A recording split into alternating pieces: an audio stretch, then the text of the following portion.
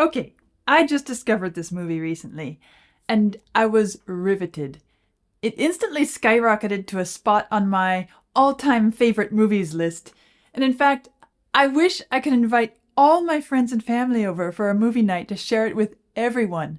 There's so much I want to say about it here. Well, if you follow Virgin Rock Channel, you're familiar enough with me to know that I'm not easily impressed, and I rarely am moved so deeply as to become teary-eyed. I tend a bit more towards the cerebral analytical side of things, although I can be moved. But this movie, it excited me. It thrilled me. I was deeply moved, and by the end, it had taken me through an incredible emotional journey. And if it did that to me, well then, you know it's no sappy romantic drama, but it is something with real substance. One of the interesting things about movies, or any art, but movies especially, is that the deepest realities, the most profound truths, are often expressed best through fiction. In other words, by methods that are, at least on the surface, not true. But this movie is actually about true historical events, and yet it still manages to be incredibly beautiful. Now, just recently, I reviewed the Napoleon movie, and if you have seen that review, you know that I was grandly unimpressed, and I shared there some of my standards and expectations for a historical movie, so I won't repeat myself here. But this Oslo, not only as a historical movie, but as a work of art, it was incredible to me. The story is so fantastic that it could come straight from the founts of fiction, and it's told so well that even if it were completely fictitious, I'd still love it.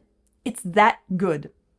But as I said, it's not only beautifully told, it is real history. Now, to my eternal shame, I had no idea about this part of the history, but then I discovered that J.T. Rogers, the movie writer himself, admitted in an interview with The Hollywood Reporter in 2017 that he himself was embarrassed not to have known anything about Mona and Terje's involvement until he met them via his director Bartlett Sher, whose children went to school with theirs.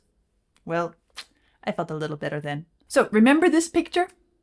US President Bill Clinton standing between Yasser Arafat on the right and Yitzhak Rabin on the left as they shake hands for the first time on September 13, 1993 at the White House. Do you recall seeing it before? I do.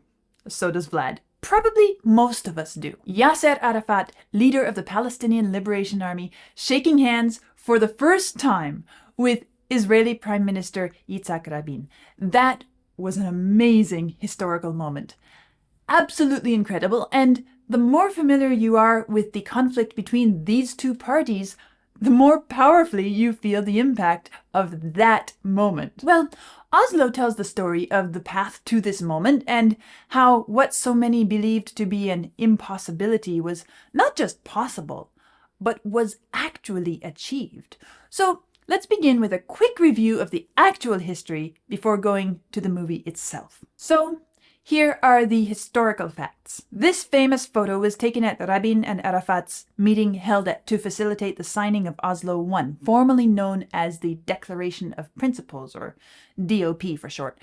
That pact, the first part of the Oslo Peace Accords, put forth a timetable for the Middle East peace process, planning the setup of an interim Palestinian government in Gaza and Jericho in the West Bank. And while emissaries on both sides worked out the details of this complex agreement in a series of back-channel meetings, a Norwegian couple, Mona Juul and Terje Larsen, played a crucial mediatorial role. And this movie is centered around them. In April 1992, Terje, part of a Norwegian think tank, the Fafo Institute, so not a government official, suggested to an Israeli politician that Norway act as an intermediary between Israel and the PLO. His wife Mona, who was an official in the Norwegian Ministry of Foreign Affairs, decided to support him in bringing this idea to fruition. In September of that year, Norwegian State Secretary Jan Egeland traveled to a top-secret meeting in Tel Aviv, Israel, to formally offer his help. 14 meetings were held on neutral ground in London and Norway between Professor Yair Hirschfeld and the PLO's Ahmed Kurey between December 1992 and April of 93. In April 93, after Kure insisted on speaking with an official representative of the Israeli government, Israeli Foreign Ministry Director General Uri Savir then stepped in to replace Hirschfeld at the meetings, 11 of them between April and August of 1993. On the 19th of that August, secretly flying to Oslo, Israeli Foreign Minister Shimon Peres witnessed the signing of an agreement between Savir and Kure, followed on September 10 by the PLO's recognition of the State of Israel's right to exist. That same day, President Clinton announced that talks had resumed between the United States and the PLO, clearing the way for Arafat to travel to the US. On September 13, just 3 days later, the Oslo Accords, commonly known as Oslo I, was signed by Shimon Peres and Mahmoud Abbas in Washington, D.C., witnessed by Arafat and Rabin. That was such a historical moment that it led to Peres, Arafat, and Rabin being awarded the Nobel Peace Prize in October 1994, 11 months before a second agreement, commonly dubbed Oslo II, was signed. It was then that President Clinton said to a crowded White House East Room, "You are showing that it is not by weapons, but by will and by words that peace becomes a reality." 2 years later, in 1995, Rabin was assassinated at the end of a rally in support of the Oslo Accords at the Kings of Israel Square in Tel Aviv. In July 2000, President Clinton's attempts to achieve a final agreement between both sides failed during their meeting at Camp David, leading to the beginning of the Second Intifada, major Palestinian uprisings against Israeli control, more violence, more killings, and conflict, which continues even today. Well, I can't give you a percentage score of this movie's accuracy, since I certainly don't know enough about the details, but the narrative checks out well with the facts, and I like that. And again, I don't expect it to be 100% accurate, the movie that is. It naturally has to balance facts with storytelling in order to fit everything into just 2 hours, but it is accurate enough to be a great movie. Unlike Napoleon. I hold a grudge against that Napoleon movie. And I feel that this movie is so good. I don't want to merely follow my usual format of best scene, funniest scene, saddest scene, and so forth. This is such a great movie. It deserves more. So this review will be one which breaks the norm. Now, if you haven't seen the movie, I urge you, I beg you, please stop this video here and go watch the movie. It's more than worth your time. And especially now today with the current state of things in Gaza, and not only there, but worldwide, it's more than an amazing story.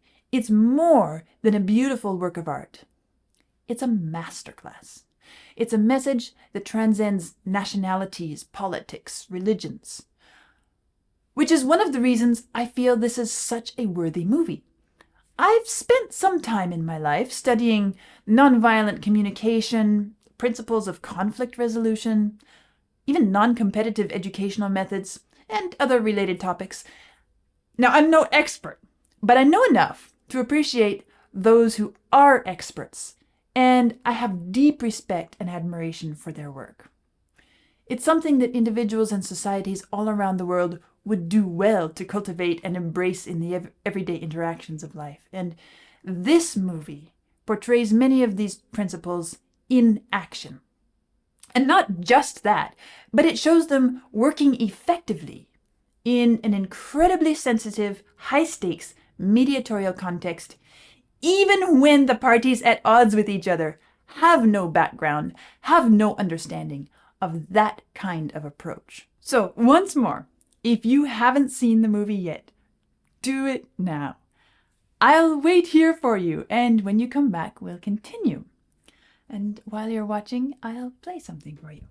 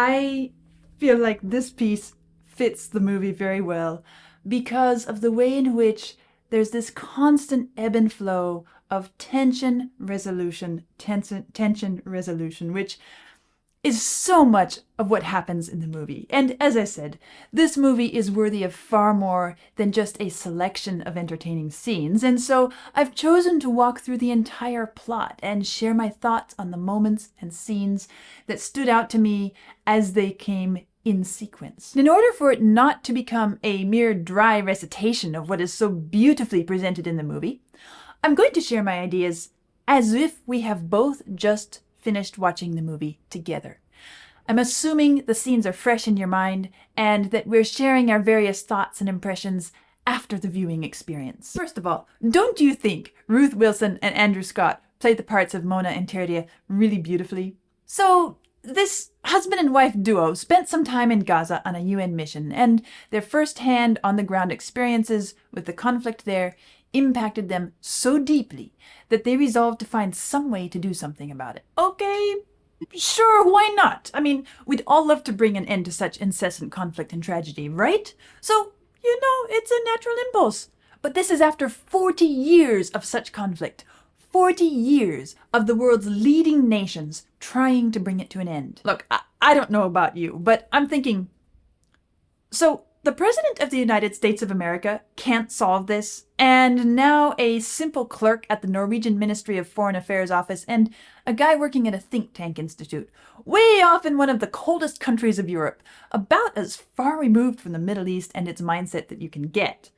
I mean, guys, do you really think you can do better? It's preposterous. Who do you think you are?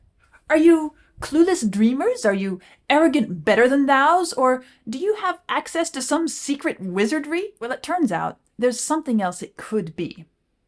Perhaps simply a normal person who has made human nature and its natural responses a study with a living conscience and with a massive, massive amount of faith. And really, when I stop and think about it, it is entirely unsurprising that the people with just these characteristics came from a Scandinavian country with its deep commitment to human dignity and neutrality in conflicts and high-quality education. And that's exactly how we ended up with Mona and Terje. So the movie starts with an eloquent depiction of how Mona's memories of Gaza have remained with her. As she's walking on the street, we see flashbacks to Gaza, which obviously still influence how she relates to her present surroundings, and it doesn't quite make clear whether she suffers from actual PTSD or not, but clearly the experiences haunt her, and it's a great way to launch the story because it conveys the origins of this whole effort in a nutshell. I also love her bright yellow coat popping out from the rest of the great scene. It caught my eye from the beginning, and it conjures both the idea of a storm going on, because it's the classic raincoat color, and a certain force of personality that wills bright sunshine into any place. In December 1992, Terje is in Jerusalem and speaks with Israeli politician Yossi Beilin, who explains that the peace talks are at a dead end because everybody demands everything at once. Terje offers a new approach. An Israeli should meet with a Palestinian on neutral ground. Then we see in London, Mona has a meeting with Ahmed Kurey, the PLO's Minister of Finance, persuading him to meet with Yair Hirschfeld, an Israeli professor of economics. The meeting has to be secret because Israeli officials were not allowed to speak to Palestinians. Here's an incredible scene setting the stage for the enormous significance of this new strategy. As Kurey waits for Yair to enter, Mona sees how incredibly nervous he is and asks, "What's wrong?" Kurey says, I have never met an Israeli face to face. I have never met an Israeli face to face. Let that sink in. And of course, this is at the core of Terje's plan. These people are fighting each other, but they've never met the other side. They're partially fighting some imaginary monster. And if only they can be brought to meet face to face. there's the potential for change. I love how the attitudes of the parties are conveyed as these meetings progress. It's one of the tension releases that we find. And it's one of the movie's strengths and a crucial element of the storytelling. Notice when Yair first enters the room, his cautious, restrained demeanor, as if he's stepping into the space of a savage dog. When his eyes fall on Kure, he starts like he expects to be attacked by a wild beast. You can feel the coldness, the distance between them. The whole scene feels so awkward. Of course, choosing a professor, an intellectual on the Israeli side, was a wise move, and Yair tries valiantly to bridge the chasm between them because, well, but Kure's hackles are as stiff as can be. He'd shoot his quills if he could. And when Yair says, London is very cold this time of year. Not like home. Kure can't resist the urge to retort with hostility. I have not been home since 1967, when every man, woman, and child in my village was forced to flee our homeland before the advancing hordes of Zionism. But Kure has some incentive to succeed. He's a proud, ambitious personality with a wounded ego, so with great effort, he softens his attack by adding, But I remember well the warmth there, this time of year. We see Yair's eyes recognize the effort, so he takes another step, congratulating Kure for his last published paper and offering his latest paper in return. I admire Yair's behavior here. It's as if he understands that he's dealing with a terrified but proud individual, and he's working hard to make an opening. Kure is still on high alert. When Yair takes a step closer to Kure, As a matter of fact, he immediately steps back. This whole episode is a wonderful expression of the massive chasm that has to be overcome. It's a moving picture. The two nations at war, now meeting face to face in the persons of two frightened but courageous individuals, starting the process of seeing each other as something other than a disembodied, impersonal enemy nation. The next step, Mona and Tere meet with Jan Egeland, the Norwegian state secretary, trying to get him to sign the visas for the Palestinians and Israelis so that they can meet secretly in Oslo to discuss peace. Jan is spooked at the thought of being involved in such an act. The risks are enormous, right? The risks. But, the chance! What a chance! He cannot chicken out. He just can't.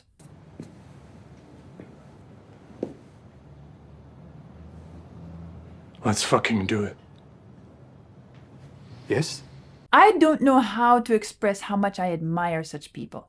People who are not merely in leadership positions, but who are true leaders. Courageous, brave, able to use their minds to judge the right action apart from the correct or legal or even politically safe action. Now that we've begun to comprehend to some degree the immense risks each of these individuals is taking, we get to see a bit more into the why behind this whole effort. Now, I don't know if this actually happened, meaning whether Mona really witnessed this event during her time in Gaza, but it's a potent scene that conveys both the humanity within the inhumanity of the conflict. A young Israeli soldier comes face to face with a young Palestinian street fighter. One has a rifle, the other is fighting with whatever rocks his bare hands can get hold of. They're both mere boys. Both are poised to discharge their weapons towards the other, but being just feet away, they can't help but see into each other's eyes. And there's a flash of recognition, a second of hesitation, and then disarmament. Neither has it in him to kill the other. Why? They met by mere chance and circumstance. Those two boys found themselves in the same position that has now been carefully orchestrated for Yair and Kure. It's very hard to be a deadly enemy when you see the other is not a savage beast, but rather a peer with whom you might play soccer or share music. But then, of course, another Israeli soldier comes running from a distance, shoots the Palestinian boy like a proper enemy, and that moment of sane humanity is erased forever. What an incredible scene. And what's at risk? Tadia, if this fails, If this goes wrong, Darling, we have a plan now. And if it goes wrong, then we'll improvise. our lives will be ruined. Do you understand? Yes, I do. But I love Terrier's words here. He nails it. But we have a chance now. A real chance to make a difference. We have a chance. And that's so beautiful. The next meeting is held in a manor near Oslo, with Kure and Hassan Asfour representing the Palestinian government, and Hirschfeld and Ron Pundak, both professors at the Haifa University, representing Israel. The Israelis are still taking the lead in efforts of friendliness, while Hassan, the newcomer, makes it clear that he thinks this is a waste of time and has no intentions of letting down his guard. It's not as cold as the hearts of your jackbooted Zionist soldiers as they break the bones of the sons and daughters of Gaza. With Terrier being so sweet. Again, thank you. Much appreciated. Now we get to see a bit more of Terrier's strategy. To make them friends. Every little thing counts. He can't, not just can't, but won't manipulate the people themselves, but he can and certainly will manipulate their environment.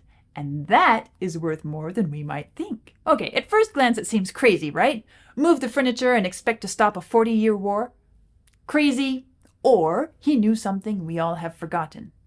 That we're all humans, we all have instinctive responses to our surroundings, and we all crave friendship and safety. And then he starts them off together by calling Ahmed Kure Abu Allah.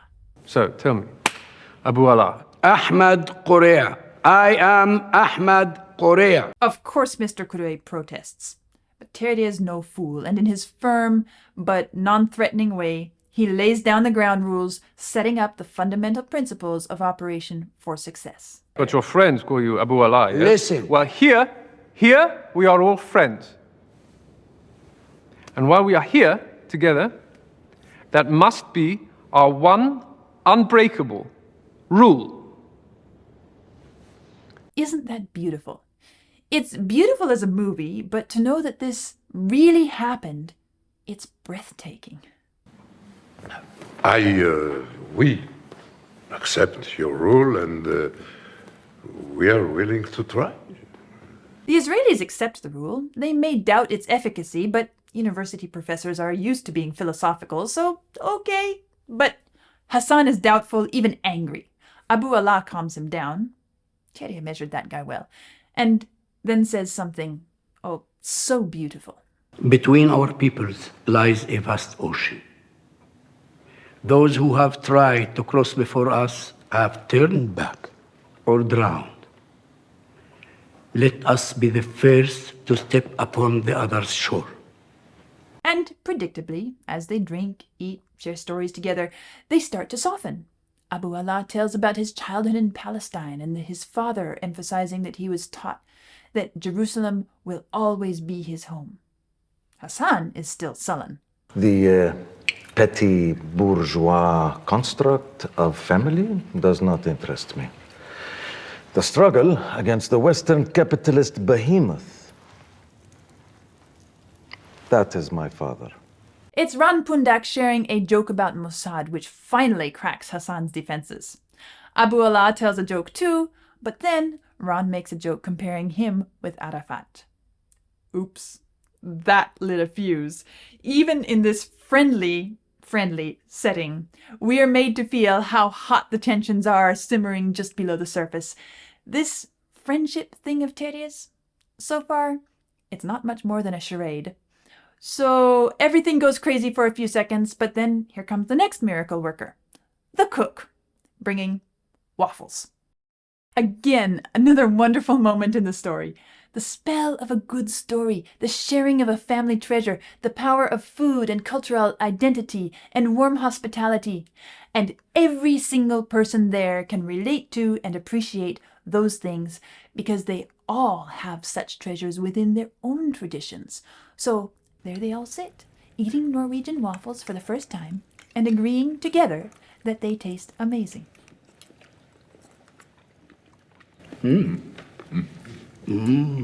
Wow.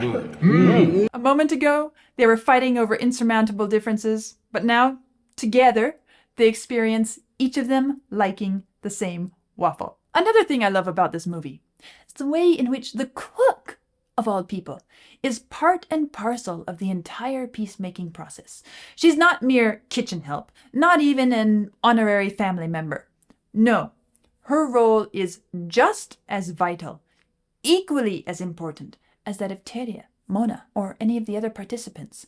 In a way, she's the most important person in this project. We all have to eat. And we all get hungry. And she embraces her role with such an air of joy. We feel in her that every moment is a celebration of life. She glows with happiness. She is a leader. In fact, we could very appropriately christen her the shepherd.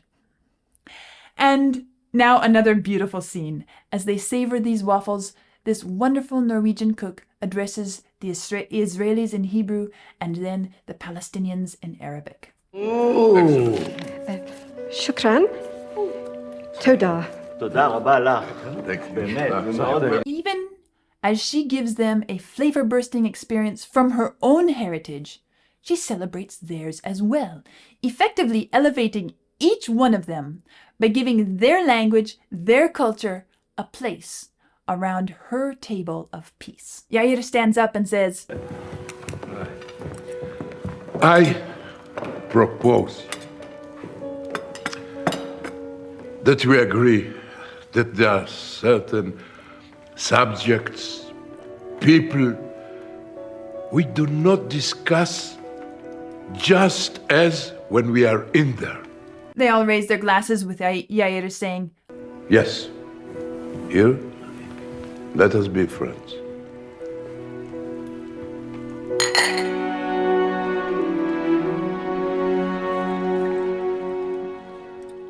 let us be friends. And that is where they write the first drafts of the Declaration of Principles, the DOP. The meeting ends as vastly different from its beginning as day is from night. May your travels be safe. And yours.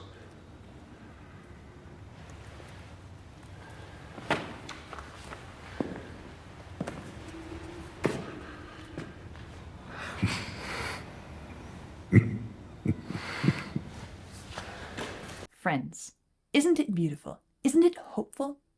And isn't it healing? Now, as neither Hirschfeld nor Pundak were Israeli officials, talks are about to end there. The Palestinians require a personnel upgrade from the Israelis, some government officials if the meetings are to continue, and the Israelis demand more concessions from the Palestinians in order to upgrade. The Palestinians are railing at them, and so, to solve the impasse, Terje tells a massive lie to Abu Allah. I will not return. They will upgrade. They will? Oh, yeah? Who are they sending? What are you doing? I don't know the details yet, but an upgrade is coming. How do you know this? Mona told me. What? And this, of course, brings up the old question, is it ever moral to lie? And I won't debate it here, but I will say I absolutely admire Terje's determination and faith. I do. His determination, his daring, I admire it, and anyone like him. And then Abu Allah says, I trust Mona. Without her, you are nothing. Book the flight. Thank you. of course one cannot build on lies, so it's futile, but then Mona steps up to bat. Break the secret to Johan Holst, the Norwegian Minister of Foreign Affairs. He has the authority to facilitate a meeting with Uri Savir from the Israeli Foreign Ministry. To this idea, Terje simply agrees with Abu Allah's point. Without Mona, he's nothing. You are the most extraordinary woman who's ever lived. Terje, we don't have time for this. So, in March 93, Uri Savir, the Director General of the Israeli Foreign Ministry, comes to Oslo. The toughest guy so far, right? Nice to have another professor. Such a pleasure to meet you, an honor, truly. Are there any details you'd like us to brief you on? Obviously, A great distance still to go, but as you heard from Yossi, the progress, it's been dizzy. We should be sitting down, huh? I have to take a piss. And this meeting gets off to a rocky, combative start. Welcome to Oslo. Although Uri does begrudgingly shake hands with Abu Allah, things are not great. Let us begin. This is the first time we are allowed to enter the negotiating room. Is this even negotiating? It's a far cry from the friends vibe that has been so carefully nurtured outside. Uri starts by pointing to the past and to the way the Palestinians hurt the Israelis. In my country, we see you as terrorists and murderers who wish to drive us into the sea. And no surprise here, Abu Allah responds in the very same manner. So, you will understand our mistrust of you as ideal partners for peace. It's like two roosters sizing each other up for the fight. But hold on. This too is part of the process.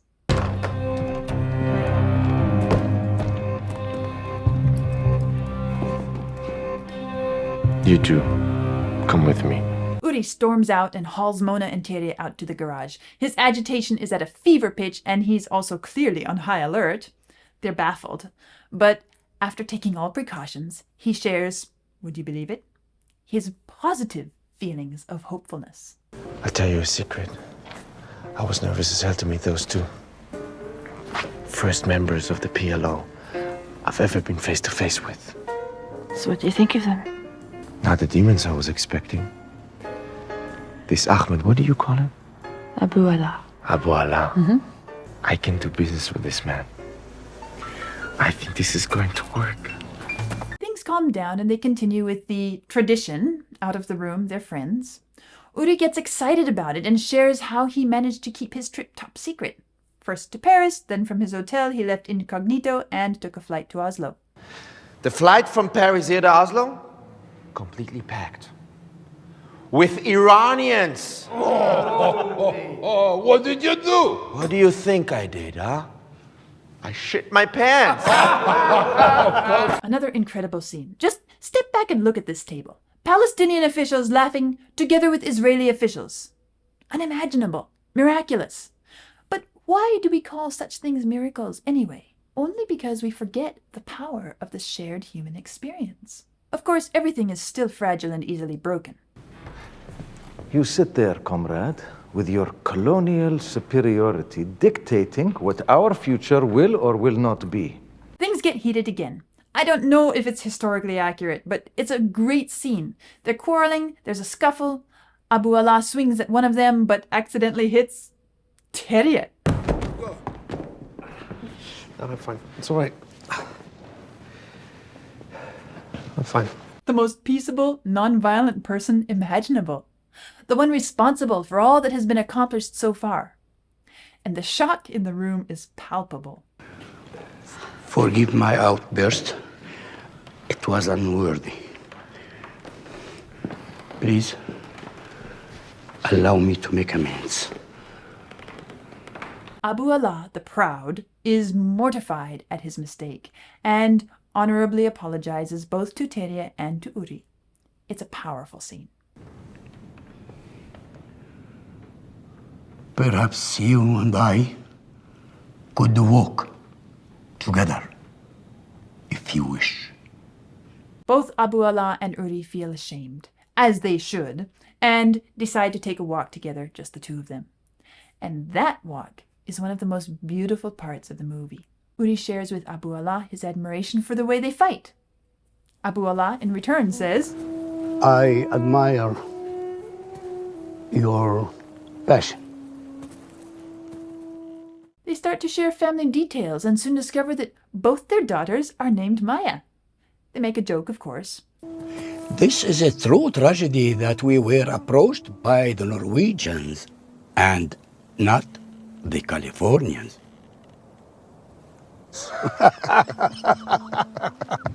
During this walk, each of them drops some of their demands and... You and I, Abu Allah. We're going to change the world. Uri Severe then presents the result to Yoel Zinger, legal advisor to the Israeli Ministry of Foreign Affairs, who meets with the group to finalize the document with official backing. He takes a look at the document and says, What the fuck is this? Who the fuck negotiated this? but he comes to recognize that this is actually an amazing achievement that nobody else has even come close to over the last 40 years, and agrees to review it and then meet with the Palestinians. The janitor in my law firm would have done a better job.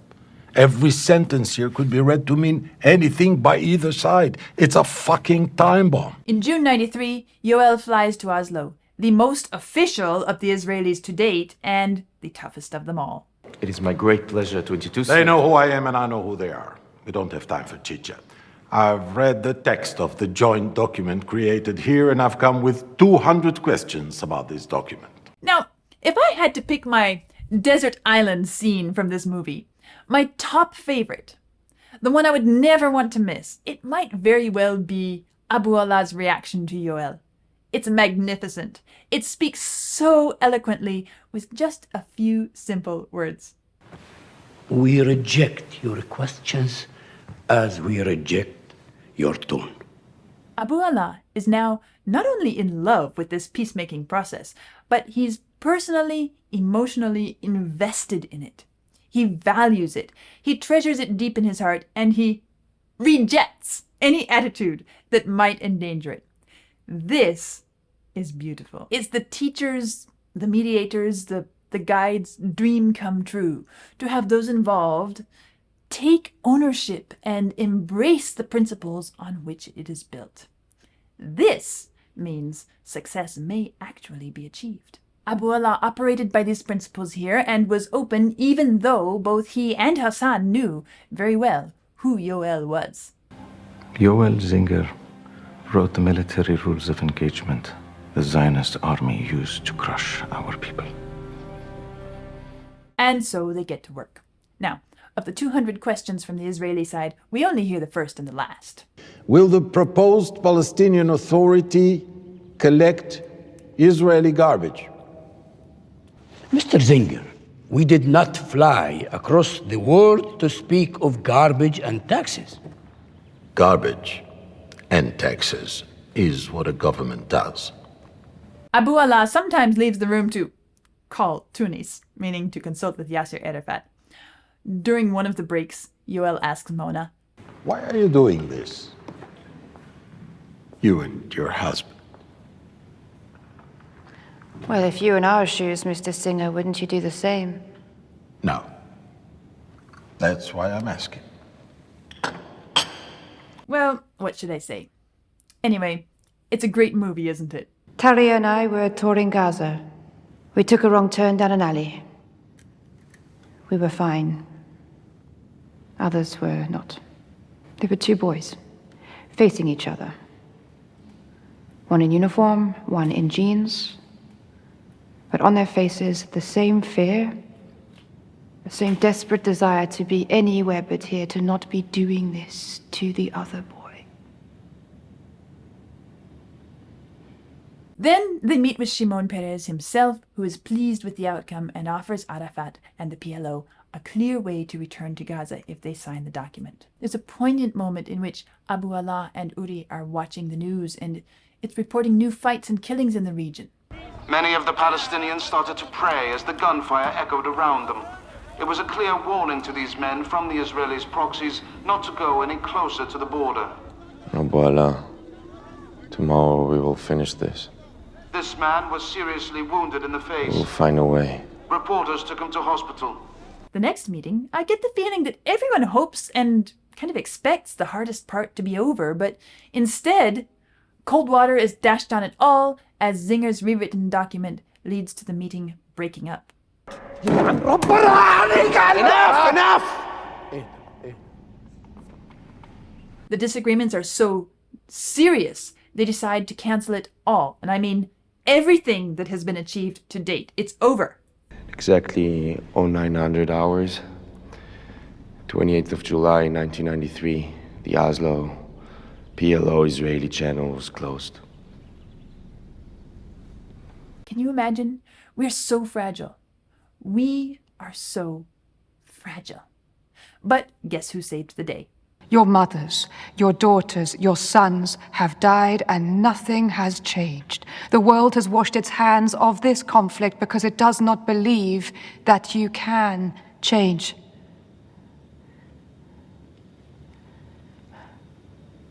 No one else is coming to help you. This is up to you. Oh yeah, Mona. Quick thinking, ever ready Mona. But it's more than that. It's the power of truthfulness.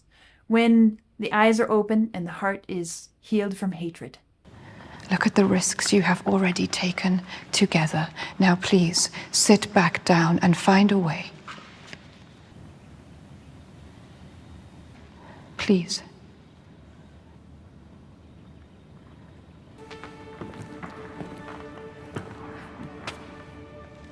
I'm willing to start over, see what we can see. Just like that, everything changes. I love how the lighting communicates that this vast chasm has finally been crossed. It's the first time we can see the warm light of sunshine in the room.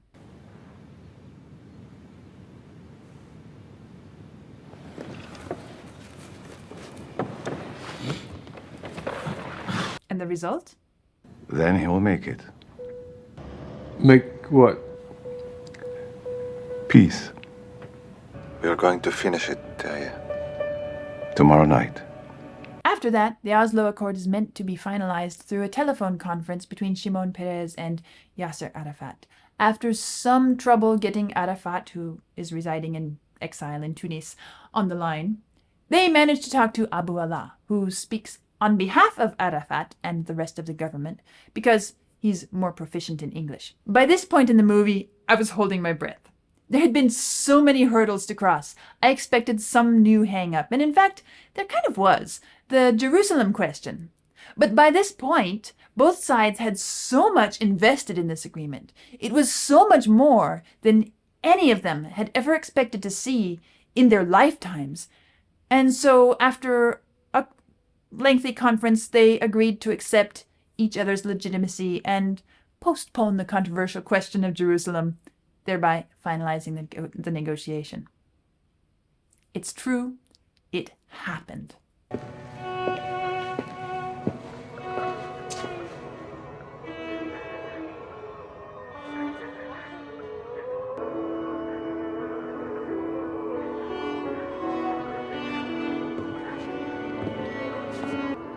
Abu Allah. What is that sound? They are crying. All of them. They did not think they would live to see this day.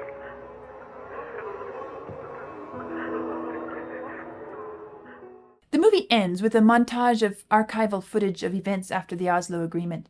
And as beautiful as it is that this all truly did happen, it is equally painful that Rabin's assassination and the Second Intifada happened as well. And it is equally horrifying what is happening today, not only in the Middle East, but all over the world where there are wars and conflicts. Nevertheless, the Oslo meetings and the mediation which took place there is a bright light for us all. Even though it didn't last, it was a real victory. Yes, it helps to be in the right place at the right time. But it took people who were willing to dare, to put their lives and reputations on the line, to act with great faith and great humility. This story is worth gold, and it really happened. Which makes it worth more than gold. It makes it human, and it can serve as an inspiration to us all, even when things look utterly impossible. There is reason to hope. There is reason to believe. There is concrete reason to believe that brotherhood and peace can be achieved. We simply need people like the ones in this story.